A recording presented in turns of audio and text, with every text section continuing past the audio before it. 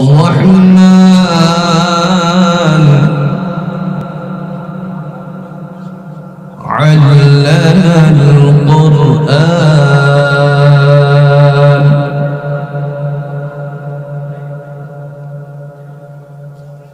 خلق الإنسان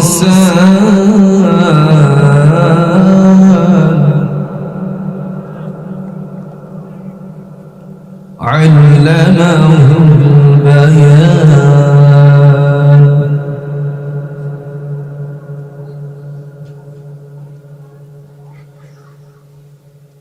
الرحمن علم القرآن خلق الإنسان علمه البيان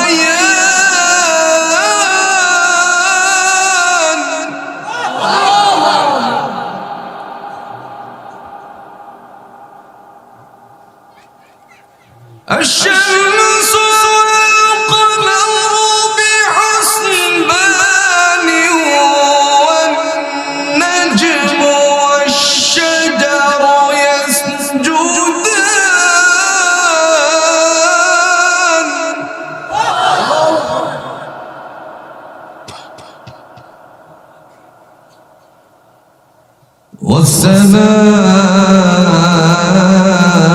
والسماء رفعها ووضع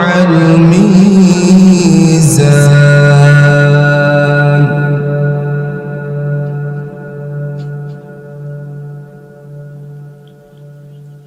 ألا تطغوا في الميزان وأقيموا الوزن بالقسط ولا تخسروا الميزان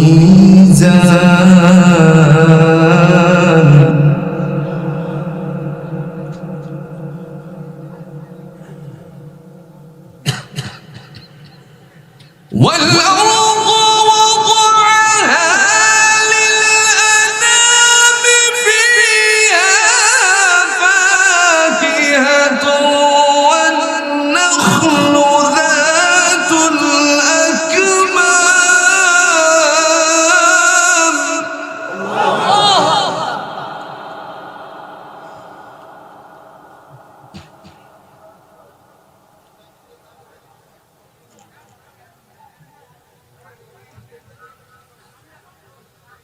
والحب ذو العصف والريحان فبأي آلاء ربكما تكذبان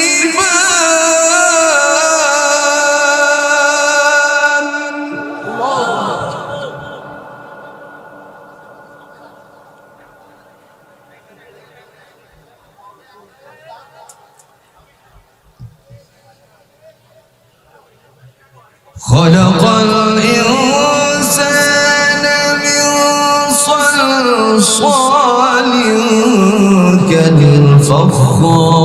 كالفخار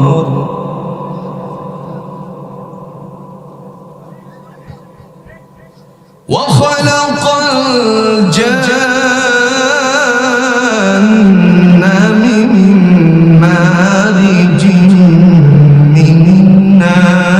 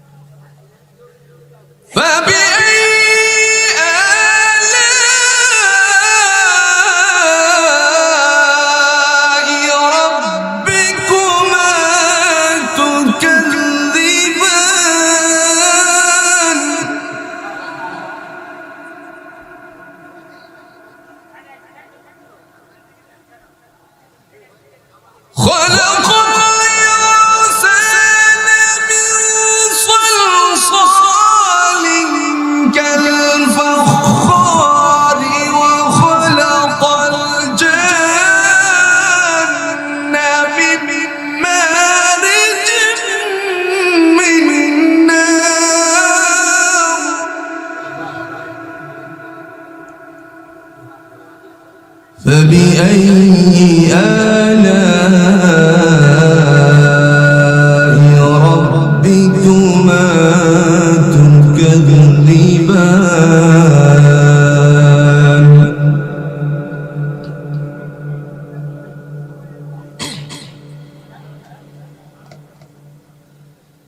رب المشرقين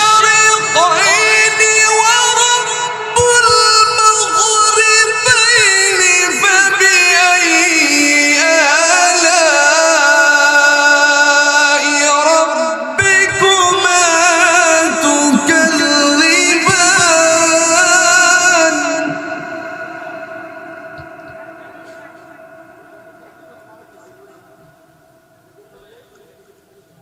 مرج البحرين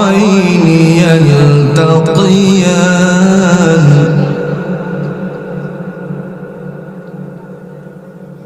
مرج البحرين يلتقيان بينهما برزخ لا يبغيان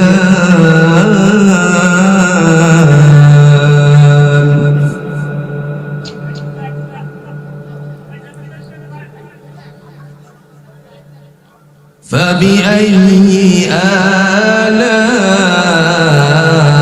آلاء ربكما تكذبان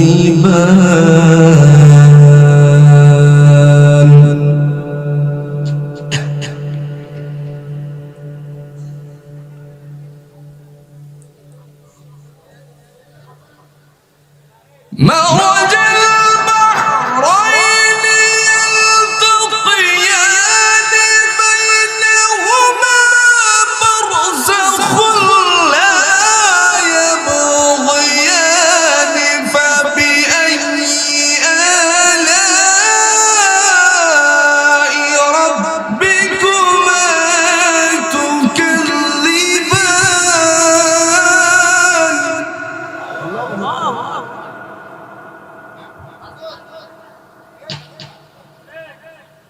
يخرج منهما اللؤلؤ والمرجان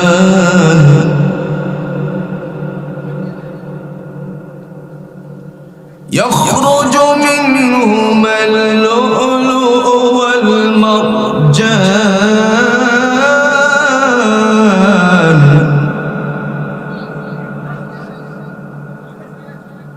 يخرج منهما اللؤلؤ والمرجان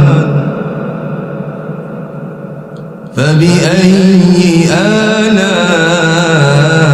آلاء ربكما تكذبان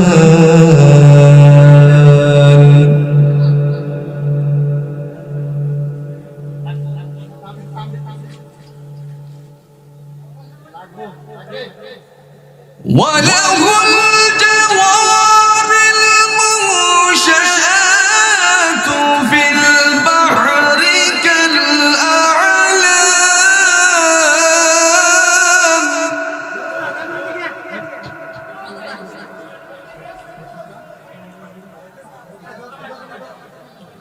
فبأي آلاء ربكما تكذبان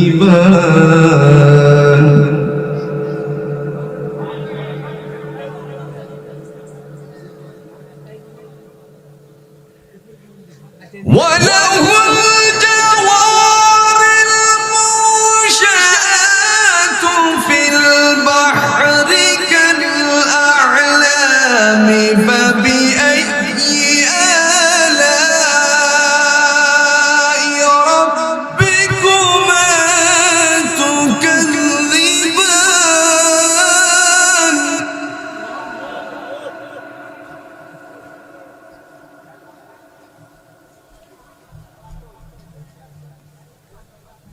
وله الجوار المنشآت في البحر كالأعلام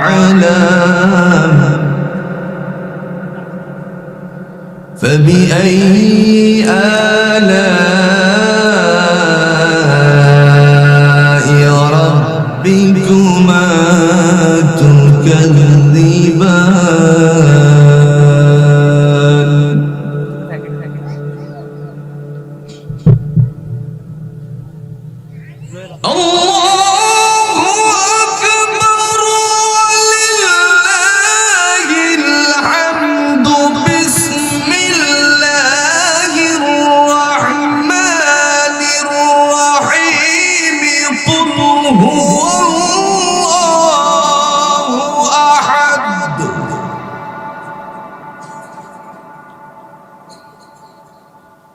الله الصمد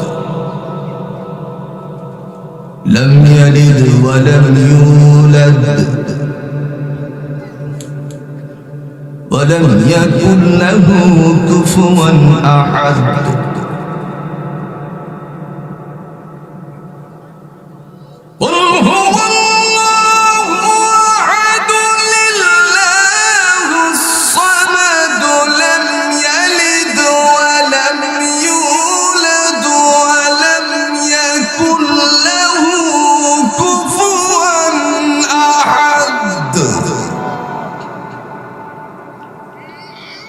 ولم يكن له كفوا أحد صدق الله العظيم شكرا لدرود إبراهيم قرنا اللهم صل على محمد كما صليت على إبراهيم وعلى آل إبراهيم إنك حميد مجيد اللهم بارك على محمد وعلى آل محمد كما باركت على إبراهيم وعلى آل إبراهيم إنك حميد مجيد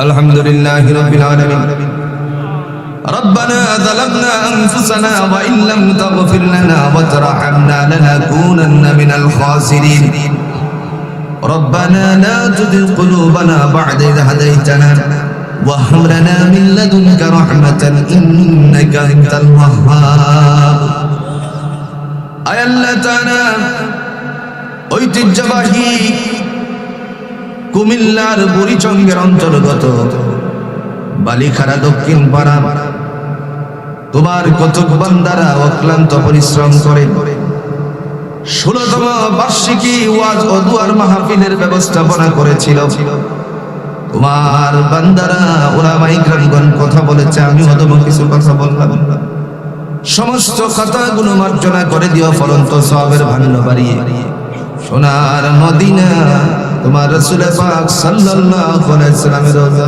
পৌঁছে যাও ইয়া আহকামুল হাকিমিন আজকের এই মাহফিলকে সার্থক করতে গিয়ে তোমার বান্দারা বান্দিরা ছুটে এসেছে মেহেরবানি করে প্রত্যেকের জন্য তোমার পক্ষ থেকে রহমতের দরওয়াজাটা খুলে দাও ও মালিক তোমার কতক বান্দারা আজকের এই মাহফিলে দান করে গেছে প্রত্যেকের দানগুলোকে কবুল আর মঞ্জুর করে নিও সকলের দিলের মাকাসাদ হাসানাগুলো তুমি পূরণ করে দিও আয় আল্লাহ তাআলা যে যুবক বন্ধুরা আজকের এই মাহফিলকে সার্থক করতে গিয়ে অক্লান্ত পরিশ্রম করে আমার কাছে এত দূরে ঢাকারি একেবারে যানজট এড়িয়ে তারপরে তোমার বান্দারা আমি ওদমের কাছে গিয়েছিল তোমার বান্দাদেরকে দ্বীনের জন্য কবুল আর মঞ্জুর করে দাও সবাইকে তুমি দ্বীনের জন্য কবুল আর মঞ্জুর করে নাও ও আমাদের মালিক আজকে আমরা যারা হাত বাড়ালাম কার কলিজার টুকরা মা দুনিয়ার চলে যায় কোথাও থেকে আসলে বলে যে গর্ভধারিণী সন্তানের চেহারার দিকে তাকিয়ে থাকতো আজকে সেই অনেকের মা দুনিয়ার জমিনে নাই রে আল্লাহ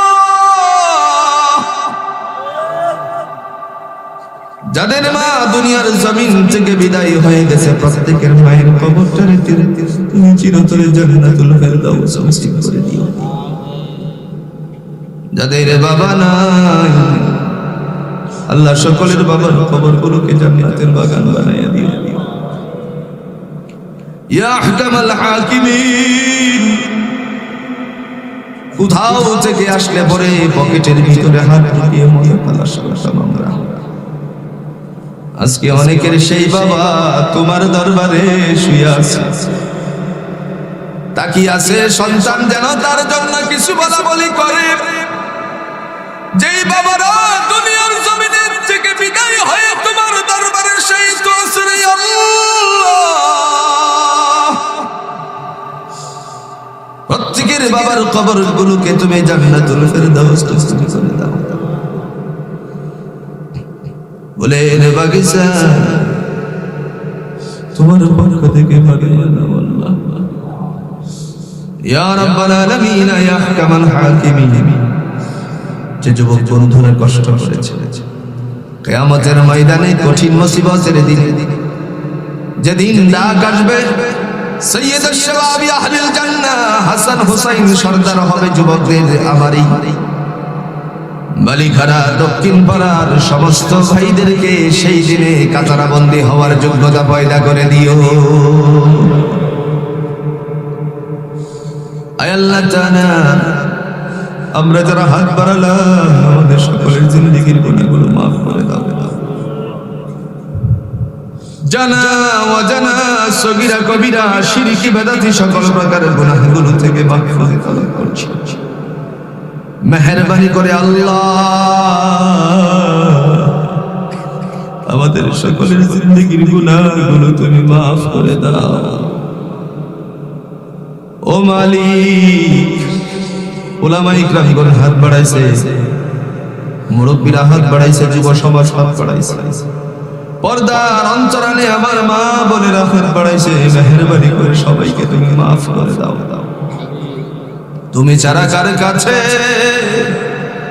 আল্লাহ করিব রুদন, তুমি বিনে কে বুঝিবে আমরার মনে দিবে।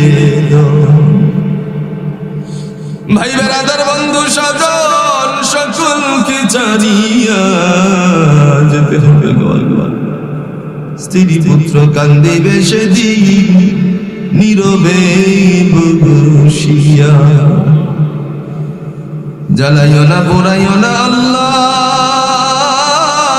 আমরা রে দুজকের আগুনে। জ্বালাইও না পোড়াইও না আল্লাহ আমরা রে দুজকের আগুনে। এমন কঠিন আযাব সহিব কে, এমন কঠিন আযাব সহিব কে। আয় আল্লাহ, এই কোভিড-19 থেকে আমাদের সবাইকে হেফাজত করে নিও। রব্বে কারীম, এমন মওত দিও না যে মওতের কারণে মানুষেরা জানাজা পর্যন্ত আসতে চায় না। ও মালিক, আমাদেরকে ঈমান ওয়ালাদের সুস্থতার মধ্যে দান করে দিও রে আল্লাহ। আমাদের মধ্যে যারা অসুস্থ মেহেরবানি করে পরিপূর্ণ সুস্থতা দান করে দাও। যারা ঋণগ্রস্ত ঋণ থেকে মুক্ত হওয়ার তৌফিক দান করে দাও। যারা হাজতগ্রস্ত হাজত পূরণের ব্যবস্থাপনা করে দাও। ব্যবসায়িক ভাইদের ব্যবসার মধ্যে হালাল ভাবে বরকত দান করে দাও। চাকরিজীবী ভাইদের চাকরির মধ্যে বরকত দান করে দাও। কৃষিজীবী ভাইদের জমিনের মধ্যে উর্বরতা দান করে দাও। রাস্তাঘাটে যারা গাড়ি চালায় আল্লাহ মেহেরবানি করে এই রাস্তার যত ধরনের বিপদ আছে সমস্ত বিপদ আপদ থেকে সবাইকে হেফাজত করে নিও আল্লাহ। মাওলায়ে কারীম, আমাদের সবাইকে ঈমানের মত দান করে দিও। এটাই তোমার কাছে দয়াল আল্লাহ, এটাই আরাধনা। যেদিন পৃথিবী থেকে চলে যাওয়ার সময় হয়ে যাবে না মালিক, তোমার নবী বলেছেন মান ক্বালা আখিরি কালামিহি লা ইলাহা ইল্লাল্লাহ দাখালা জান্নাহ। মৃত্যুর সময় যার কালিমা নসিব হয় তার জান্নাতে পৌঁছাইয়া দিও আল্লাহ। ইবাদতের মাধ্যমে তোমার পাওয়া বড় কঠিন।